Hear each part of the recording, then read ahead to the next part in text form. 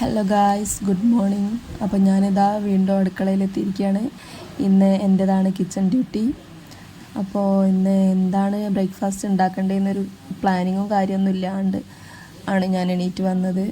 അപ്പം ആലോചിച്ചപ്പം വിചാരിച്ച് പൂരി ഉണ്ടാക്കാമെന്ന്. അതാകുമ്പോൾ കുട്ടികൾക്കൊക്കെ ഇഷ്ടമാണ്. പിന്നെ ഇന്നലത്തെ അയില മുളകിട്ട കറിയുണ്ട്, അപ്പോൾ അതിലേക്ക് പൂരി മാച്ചാവുമല്ലോ. അങ്ങനെ പൂരി ഉണ്ടാക്കാമെന്നുള്ള പ്ലാനായി. നല്ല മഴ ഉണ്ട് കേട്ടോ. ഇന്ന് രാവിലെ തന്നെ മോനെ മദ്രസിലൊക്കെ കൊണ്ടുപോയാക്കുമ്പം ചെറുതായിട്ട് ഇങ്ങനെ മഴ പെയ്തുകൊണ്ടിരിക്കുന്നുണ്ട്. അപ്പോൾ നല്ല തണുപ്പും കാര്യമൊക്കെ അതുകൊണ്ട് അങ്ങനെ ഞാനിതാ പൂരി ഉണ്ടാക്കാനുള്ള ഇതിലാണ് ഫസ്റ്റ് തന്നെ. അപ്പോൾ ആട്ടയും മൈദയുണ്ട്, അപ്പോൾ അത് രണ്ടും കൂടെ മിക്സ് ആക്കിയിട്ടാണ് ഞാൻ പൂരി ഉണ്ടാക്കുക. ഇതിലാണ് ഞങ്ങൾ ആട്ടയും മൈദയും അങ്ങനത്തെ പൊടികളൊക്കെ ഇട്ട് വെക്കുക. ഈ പാത്രത്തിലാണ് ഇത് തുറക്കാൻ ഭയങ്കര പാട്. അങ്ങനെ ഇതിലാണ് ഉണ്ടാക്കിയേക്കുക. ഇന്നലെ പിന്നെ ഞാൻ ക്ലീനിങ്ങും കാര്യങ്ങളൊക്കെ ആയിരുന്നു, അത് വീഡിയോ ഒന്നും എടുത്തിട്ടില്ല. അതിപ്പോൾ എന്താ ഇപ്പോൾ എടുക്കുക വീഡിയോ, വാഷിംഗ് മെഷീനിൽ തിരുമ്പലും തുടക്കലൊക്കെ അല്ലേ, അപ്പോൾ അത് ഞാൻ വീഡിയോ എടുക്കാറില്ല. കിച്ചണിലാവുമ്പോഴാണ് എനിക്ക് വീഡിയോ എടുക്കാനൊരു ഇൻട്രസ്റ്റ്. അതാകുമ്പോൾ കുക്കിങ്ങും കാര്യമൊക്കെ എടുക്കാമല്ലോ. അപ്പോൾ ഞാൻ ആട്ടയും മൈദയും കൂടെ മിക്സാക്കി എടുത്തിട്ടുണ്ട്. മൈദ ആണ് കൂടുതൽ എടുക്കുക പൂരിയിലേക്ക്, അപ്പം നല്ല ടേസ്റ്റായിട്ട് തോന്നലുണ്ട്. അപ്പോൾ ഇതാ അരിപ്പയിൽ ഫുള്ളായിട്ട് പൊടി ഇട്ടുകൊണ്ട് തന്നെ ഇങ്ങനെ ഇളക്കിയിട്ട് അടിയിൽ കൂടെ വരുന്നില്ല പൊടി. അപ്പോൾ ഞാൻ അത് കൈ കൊണ്ട് ഇങ്ങനെ ഇളക്കി കൊടുക്കുകയാണ്.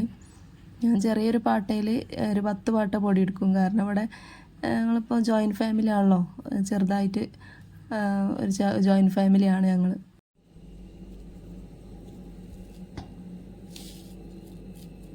അങ്ങനെ അതാ കുറച്ചൊക്കെ പൂരി ഞാൻ പൂരിക്കുള്ള ബോൾസ് ഉണ്ടാക്കി വെച്ചിക്കണേ. ഫുള്ളായിട്ട് ഒരുമിച്ച് ഉണ്ടാക്കി വെക്കില്ല, ഒരുമിച്ച് പരത്താനും ഒരുമിച്ച് പൊരിക്കലും രണ്ടും കൂടെ നടക്കില്ലല്ലോ. അപ്പോൾ ഓരോ ട്രിപ്പായിട്ടാണ് ചെയ്യണത്. അപ്പോൾ അതാ ഇന്നലത്തെ അയില മുളകിട്ട് കറി ഞാൻ തിളപ്പിക്കാൻ വെച്ചിട്ടുണ്ട്, അത് ഏകദേശം തിളച്ചിട്ടുണ്ട്.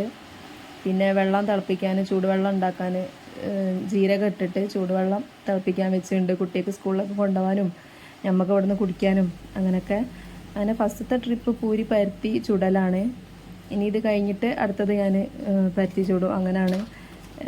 പൂരി ആയതുകൊണ്ട് പെട്ടെന്ന് പൊരിക്കൽ കഴിയുമല്ലോ. പിന്നെ അതിൻ്റെ ഇടയിൽ ഞാനിതാ സോയാബീൻ വെള്ളത്തിൽ കുതിരാൻ വെച്ചിട്ടുണ്ട് കേട്ടോ. അത് സ്കൂളിലേക്ക് മോൾക്ക് കൊണ്ടുപോകാൻ വേണ്ടിയിട്ടാണ്.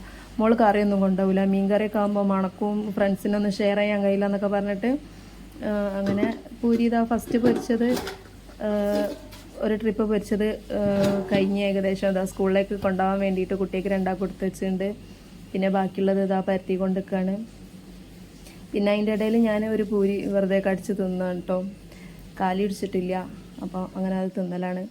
അത് കഴിഞ്ഞതാ ലാസ്റ്റ് പൂരി ഫുള്ളായിട്ട് ട്രിപ്പ് ഫുള്ള് പൂരിയൊക്കെ പൊരിച്ച് കഴിഞ്ഞ് ഇനിയിപ്പോൾ കുട്ടികൾക്കൊക്കെ ഇവിടുന്ന് കഴിക്കാനും വലിയവർക്ക് തിന്നാനും ഒക്കെ ആണ്.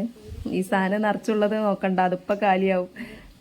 നമ്മളിവിടെ കാക്ക താത്ത ഓരോ ഫാമിലി ഉണ്ട്, പിന്നെ എൻ്റെ ഫാമിലി അങ്ങനെ ഉണ്ടല്ലോ. അപ്പോൾ അതാ സോയാബീൻ നല്ലോണം കുതിർന്ന് വന്നിട്ടുണ്ട്, നല്ലോണം വലുതായി വന്നിട്ടുണ്ട്. ഇനി ഇത് നല്ലോണം ഒന്ന് കഴുകി മസാല തേച്ചെടുക്കണം, മസാല തേച്ച് പൊരിക്കാനാണ്. ഈ സോയാബീൻ ശരിക്കും എന്തുകൊണ്ടാണ് ഉണ്ടാക്കണത്, ഇത് എങ്ങനെ ഉണ്ടാവണത് എന്ന് ആർക്കെങ്കിലും അറിയോ? അറിയുന്നവരൊന്ന് കമൻറ്റ് ചെയ്യണേ. സംഭവം എനിക്ക് ശരിക്കും ഇതറിയില്ല, എനിക്ക് ഭയങ്കര ഡൗട്ടാണിത്. ഇത് മനുഷ്യന്മാരുണ്ടാക്കുകയാണോ അതോ പറിച്ചെടുക്കണാണോ, മൈദനെ കൊണ്ട് ഉണ്ടാക്കണാണോ എന്നൊക്കെ ആലോചിക്കും ഞാനിത്. ശരിക്കും എന്താ സംഭവം എന്ന് ഇതുവരെ ഒരു പിടുത്തം കിട്ടിയിട്ടില്ല. ഇത് ചിലർ പറയും നല്ലതാണ് കഴിക്കുന്നത്, ചിലർ പറയും പെൺകുട്ടിയൊക്കെ അങ്ങനെ അത്ര പെട്ടെന്ന് കൊടുക്കരുത്, പെട്ടെന്ന് പ്രായം തികയും, അങ്ങനെയും കേൾക്കുന്നുണ്ട്. അപ്പോൾ എന്താണ് ഇതിൻ്റെ വാസ്തവം എന്നറിയില്ല.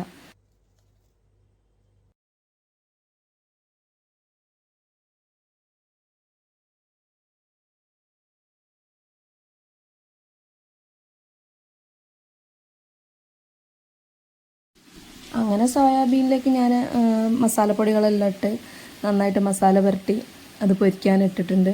അപ്പോൾ അതിന് താത്ത വന്ന് താത്തക്ക് അതേമാതിരി കുട്ടികൾക്ക് മോക്ക് സ്കൂളിലേക്ക് കൊണ്ടുപോകാനുള്ള കാര്യങ്ങളൊക്കെ താത്തയും പ്രിപ്പയർ ചെയ്യാണ്.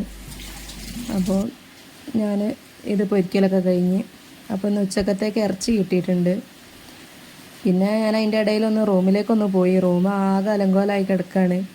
ഇനി ഇവിടെയൊക്കെ ഒന്ന് മടക്കി വെക്കണം. അതിൻ്റെ ഇടയിൽ ചോറ് അടുപ്പത്തിട്ടീനു, അതിൻ്റെ വിസിൽ വന്ന് ചോറ് റെഡി ആയിട്ടുണ്ട്. അപ്പോൾ പിന്നെ ചോറ് വടിച്ചുത്തൽ കഴിച്ച് കൊട്ടയിൽ ഊറ്റി വെച്ച് എന്നിട്ടാണ് ഞാൻ പിന്നെ റൂമിലേക്ക് തന്നെ പോയി.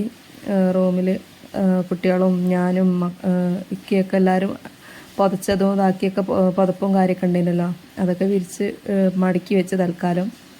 ഇത്താത്താണ് അടിച്ചു വരലും തുടയ്ക്കലും. അപ്പം എനിക്ക് അത് നോക്കേണ്ട ആവശ്യമില്ല. ഞാനതെല്ലാം ഒതുക്കലും പിടിക്കലും കഴിഞ്ഞ് പിന്നെയും അടുക്കളയിലേക്ക് തന്നെ വന്ന് അങ്ങനെ ചോറായി. പച്ചക്കറിക്ക് ഞാൻ വെള്ളരിയും പരിപ്പും അതാ കുക്കറിൽ വെച്ചിട്ടുണ്ട്. പിന്നെ ഇറച്ചി അതേപോലെ വെച്ചിക്കണം. ഉപ്പ് മാത്രം ഇട്ടിട്ട് വേവിച്ച് ഇറച്ചി ഫ്രൈ ആക്കാനുള്ള പരിപാടിയാണ്. അങ്ങനെ പാൻ ചൂടായി അതിലേക്ക് ഓയിൽ ഒഴിച്ച് ഇഞ്ചിയും വെളുത്തുള്ളിയും ചതച്ചത് ആക്കി വെച്ചിനു. അതും അതിലേക്കിട്ട് നല്ലോണം ഒന്ന് മൂപ്പിച്ചെടുക്കുകയാണ്. ബീഫ് ഫ്രൈ എന്ന് ഞാൻ പ്രത്യേകം പറയേണ്ട ആവശ്യമില്ലല്ലോ, എല്ലാവർക്കും അറിയുന്ന കാര്യം തന്നെയാണ്. സാധാരണ എല്ലാവരും ഉണ്ടാക്കണൊക്കെ പോലെ തന്നെ ഞാനും ഉണ്ടാക്കുക. പ്രത്യേകിച്ച് ഒരു സ്പെഷ്യലായിട്ടൊന്നുമില്ല. അങ്ങനെ ബീഫ് ഫ്രൈ ആക്കണ പണിയാണ് പിന്നുള്ളത്. പിന്നെ അൽഹംദുലില്ലാ എൻ്റെ സബ്സ്ക്രൈബേഴ്സ്, എനിക്ക് ഒരുപാട് പേര് സബ്സ്ക്രൈബ് ചെയ്യുന്നുണ്ട് എൻ്റെ ചാനൽ. ഒരുപാട് പേരെന്ന് വെച്ചാൽ 180 കഴിഞ്ഞിപ്പോൾ. അൽഹംദുലില്ലാ എനിക്കത് വലിയൊരു സംഖ്യ തന്നെയാണ്. കേൾക്കുമ്പോൾ ചിലപ്പം ചിലർ വിചാരിക്കും ഒരു 200 പോലും ആയിട്ടില്ല, 1K ഒന്നും ആയിട്ടില്ല എന്നൊക്കെ വിചാരിക്കും. സംഭവം ശരിയാണ്, അത്ര ഒന്നും ഇല്ല. എന്നാലും അൽഹംദുലില്ലാ 100ന് കൂടുതൽ ആൾക്കാർ എന്നെ സപ്പോർട്ട് ചെയ്യുന്നുണ്ടല്ലോ. എൻ്റെ ഈ വീഡിയോസ് കണ്ടിട്ട് എൻ്റെ ചാനൽ സബ്സ്ക്രൈബ് ചെയ്യാനൊക്കെ തോന്നിയല്ലോ. മാഷാ അല്ലാ, സന്തോഷം, വളരെയധികം സന്തോഷം. സബ്സ്ക്രൈബ് ചെയ്തവർക്കൊക്കെ വലിയൊരു താങ്ക്സ് ഞാൻ പറയാണ്. ഇത്രയും പേര് എന്നെ സപ്പോർട്ട് ചെയ്തല്ലോ. എന്നെ പോലെ ഒരു സാധാരണക്കാരീൻ്റെ വീഡിയോ, സാധാരണ വീട്ടമ്മൻ്റെ വീഡിയോ ഇഷ്ടപ്പെടാനും ആൾക്കാരുണ്ടെന്ന് ഇപ്പം എനിക്ക് മനസ്സിലായി. അപ്പോൾ താങ്ക് യു ഓൾ.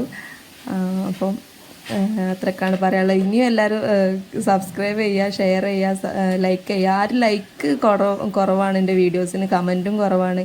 എല്ലാവരും പറ്റുന്ന പോലെ എന്തെങ്കിലും ഒരു കമൻറ്റെങ്കിലും ഒരു സ്മൈലെങ്കിലും വിടാൻ നോക്കുക.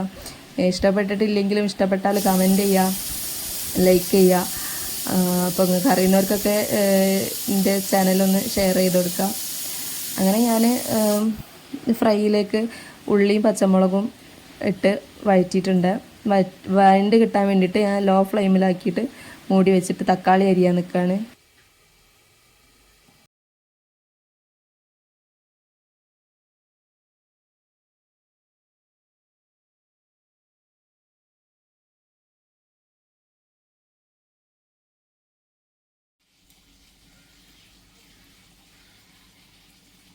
അങ്ങനെ ഉള്ളി, തക്കാളി, പച്ചമുളക്, കറിവേപ്പില, പുതിനയില എല്ലാം ഇട്ട് ഞാൻ നല്ലോണം വഴറ്റിയെടുത്തിട്ടുണ്ട്.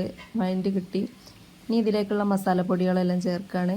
ഒന്നുമില്ല, പ്രത്യേകിച്ചൊന്നുമില്ല. നമ്മൾ സാധാരണ ചേർക്കണ മുളക് പൊടി 8 സ്പൂൺ ഇടണുള്ളൂ. പിന്നെ 2 സ്പൂണ് കുരുമുളകാണ് ഇടുന്നത്. പിന്നെ മഞ്ഞൾപ്പൊടി, മല്ലിപ്പൊടി 4 സ്പൂൺ ഇടുന്നുണ്ട്. അത്യാവശ്യം നല്ലൊരു തിക്കായിട്ട് നിൽക്കാനും നല്ല ടേസ്റ്റുമാണ് മല്ലിപ്പൊടി.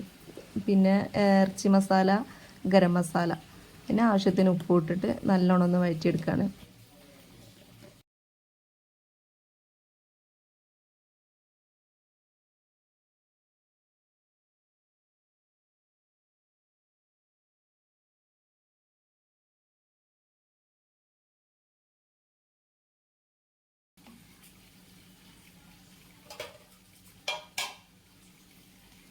അങ്ങനെ അതെല്ലാം കൂടെ വഴറ്റി നല്ലോണം മിക്സ് ആയതിന് ശേഷം ഞാൻ ഉപ്പ് മാത്രം ഇട്ടിട്ട് വേവിച്ച് വെച്ച ഇറച്ചി ഇതിലേക്ക് ഇട്ട് കൊടുക്കുക. ഇറച്ചിയിൽ കുറച്ച് വെള്ളം വരുമല്ലോ, അതും കൂടെ കൂട്ടിയിട്ടാണ് അതും കൂടെ ഇതിലേക്ക് തട്ടി കൊടുക്കുക. പിന്നെ അധികം വെള്ളം ഇല്ലായിരുന്നു കേട്ടോ.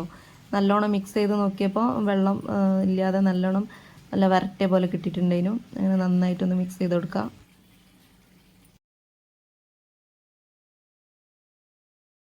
പിന്നെ ഈ ടൈമിൽ ഉപ്പും പുളിയൊക്കെ റെഡി ആണോ എന്നൊന്ന് ചെക്ക് ചെയ്യണത് നല്ലതായിരിക്കും.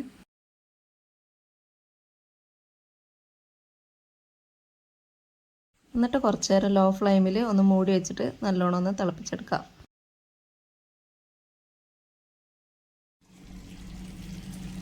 അപ്പോൾ അതവിടെ നല്ല അടിപൊളി ടേസ്റ്റി ആയിട്ടുള്ള ബീഫ് റോസ്റ്റ് റെഡി ആയിട്ടുണ്ട്. നല്ല റോസ്റ്റായിട്ട് തന്നെ കിട്ടിയിട്ടുണ്ട്.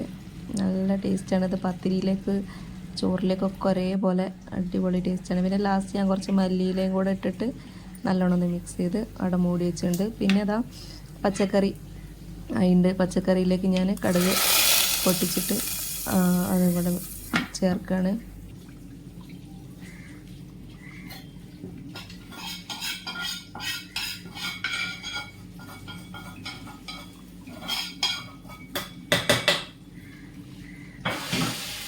അങ്ങനെ കുറച്ച് പപ്പടം കാച്ചാനുണ്ട്. അതും കൂടെ കഴിഞ്ഞാൽ പിന്നെ എൻ്റെ കുക്കിംഗ് പരിപാടി കഴിഞ്ഞ്. ഇനിയിപ്പോൾ അതാ ഈ റാക്ക് മൊത്തം ഒന്ന് ക്ലീൻ ചെയ്യാണ്ട്, പാത്രങ്ങളൊക്കെ കഴുകണം, റാക്കൊക്കെ തുടയ്ക്കണം. അതൊക്കെ പിന്നെ വേറെ പരിപാടികളൊന്നുമില്ല.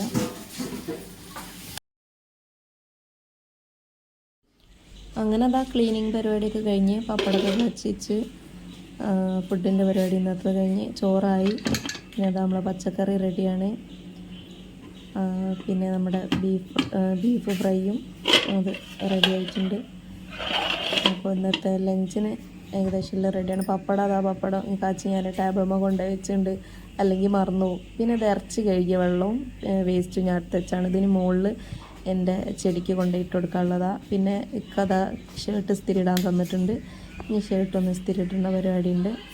പിന്നെ എത്താത്തത് അവിടെ അടിക്കൽ തുടയ്ക്കൽ അങ്ങനത്തെ പരിപാടികളൊക്കെ അത് നടന്നുകൊണ്ടിരിക്കുന്നുണ്ട്. അപ്പോൾ വീഡിയോ ഇത്രയേ ഉള്ളൂ. ഇഷ്ടപ്പെട്ട എല്ലാവരും ലൈക്ക് ചെയ്യുക, ഷെയർ ചെയ്യുക, സബ്സ്ക്രൈബ് ചെയ്യുക.